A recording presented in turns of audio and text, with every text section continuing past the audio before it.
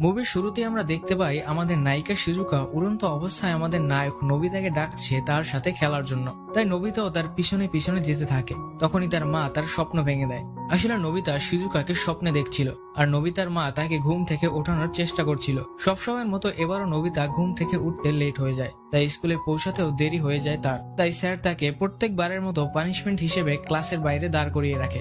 আর এটা নিয়ে জিয়ান এবং সুনিও তার মজা নিতে থাকে এবং বিরক্তও করতে থাকে। তখনই সেখানে শিজুকা চলে আসে এবং নোবিতাকে বাঁচিয়ে নেয়। নোবিতা খেলাধুলা থেকে শুরু করে পড়াশোনায় কোনো কিছুতেই ভালো ছিল না, আর এত সব কাহিনী ভবিষ্যতে বসে নোবিতার নাতির নাতি সেবাসী এবং ডোরিমন দেখছিল। আসলে নোবিতার জীবনে ডোরিমন এখন অবধি আসেইনি। নোবিতার এই করুণ অবস্থা পরিবর্তন করার জন্য সেবাসী ডোরিমনকে নোবিতার কাছে নিয়ে আসে। তারপর তারা নোবিতার কাছে মানে প্রেজেন্টে চলে আসে।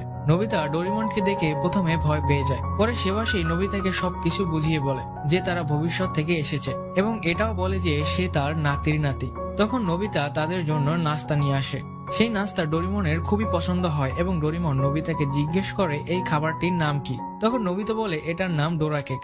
আর তখন থেকেই ডোরিমন ডোরা কেকের ফ্যান হয়ে যায়। তখন নোবিতা সেবাসীকে জিজ্ঞেস করে তুমি তো তাহলে এটাও জানো যে ভবিষ্যতে আমার জীবন সঙ্গী কে হবে। সেবাসী নোবিতাকে দেখায় এবং বলে যে আপনার জীবন যদি এভাবেই চলতে থাকে তাহলে ভবিষ্যতে আপনার বিয়ে হবে জিয়ানের বোন জেকোর সাথে এবং আপনাকে কেউ চাকরি দেবে না এবং আপনি নতুন কোম্পানি খুলবেন, তাতেও আগুন লেগে সব জ্বলে পুড়ে শেষ হয়ে যাবে, আর তার কারণে এখন অবধি আমরা গরিব।